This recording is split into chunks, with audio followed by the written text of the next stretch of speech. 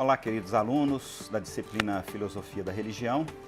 Nós estaremos pensando, estudando, refletindo e aprendendo sobre um dos temas que é extremamente importante na trajetória do líder, do pastor e do estudante de teologia, que é a conciliação ou o conflito entre fé e razão. Então, nesta unidade de ensino, nós estaremos trabalhando exatamente com essa temática. Isso porque não há uma outra forma de pensarmos um importante período da história humana, da história ocidental, que é a Idade Média, sem pensarmos nessa unidade temática, fé e razão. Nesse contexto, há algumas pessoas que julgam haver uma conciliação entre fé e razão. Esse é um ponto de equilíbrio fundamental, importantíssimo, pois ambas, fé e razão, foram criadas pelo Senhor, o Deus eterno, o Deus que se revela na Bíblia. Mas há outros que julgavam irreconciliável, ou seja, havia um conflito patente entre fé e razão. Então a pergunta que fica neste momento é: como nós podemos pensar, como nós podemos refletir sobre esse tema e ter um posicionamento bastante adequado, equilibrado, maduro acerca dessa temática.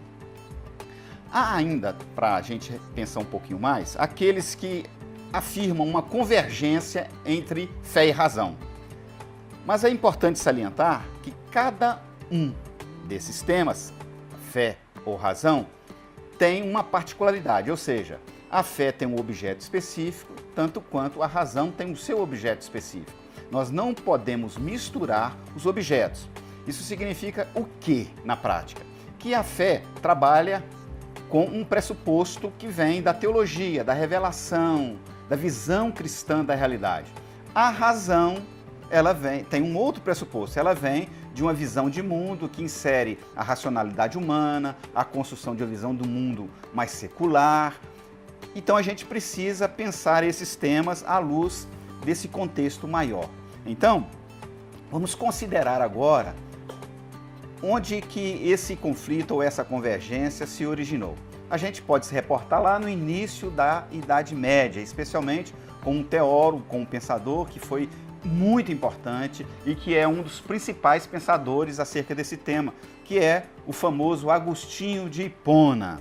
Agostinho, ele nasceu numa cidade da África e a sua experiência religiosa marcou profundamente a sua discussão acerca da vida cristã, da vida religiosa, do conteúdo da Bíblia, mas especialmente sobre razão e fé.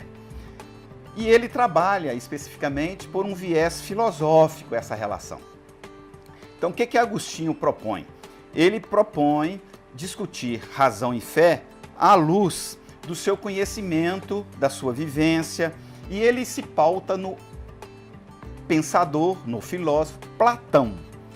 É claro que ele divide, tal como Platão o fez, a realidade em duas, ou seja, a realidade ela é composta de dois elementos distintos, ou seja, o mundo sensível e o mundo inteligível. Da mesma forma que Platão fez isso, Agostinho também faz. Esse talvez seja o primeiro motivo pelo qual Agostinho, então, separa razão e fé, já que há dois mundos irreconciliáveis, o mundo da sensibilidade e o mundo da inteligibilidade.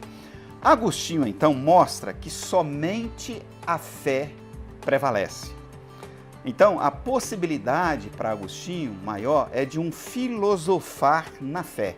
Isso porque, para ele, a relação entre fé e razão, ela existe, porém, com uma proeminência da fé. Agostinho tem uma máxima fundamental para explicar isso.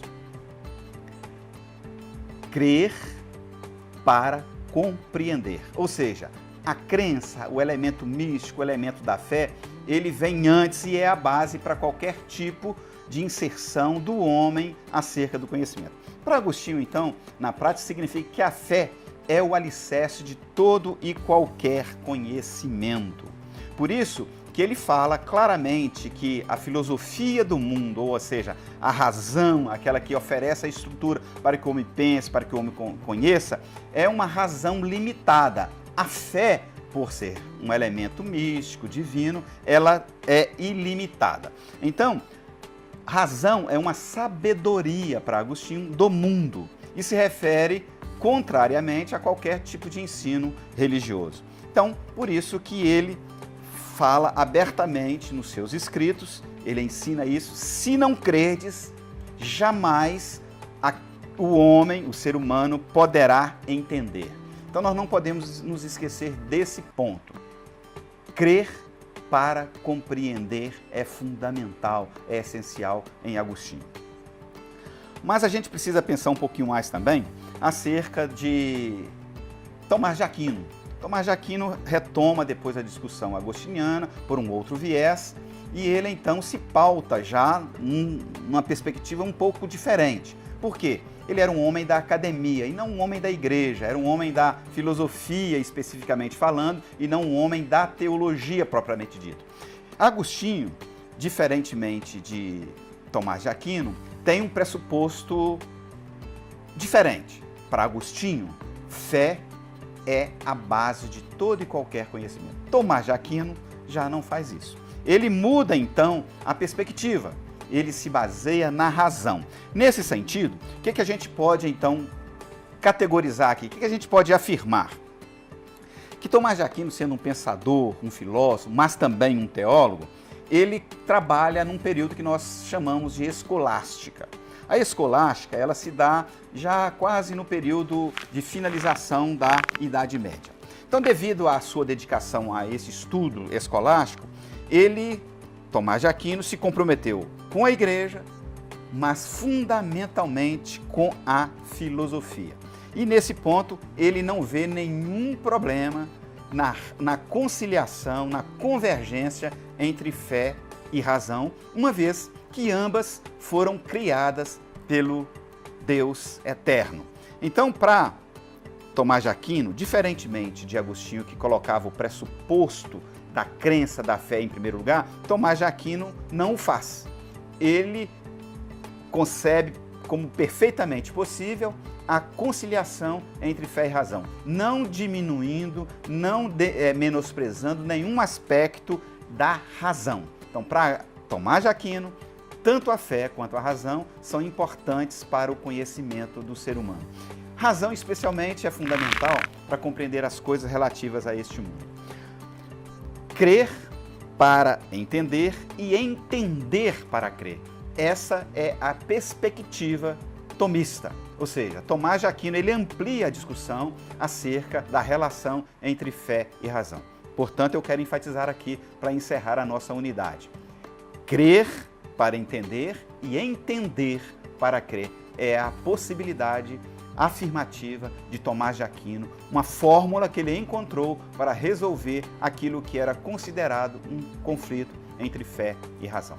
Que você possa ter curtido, achado legal e aprendido muito nessa nossa aula. Um abraço para você.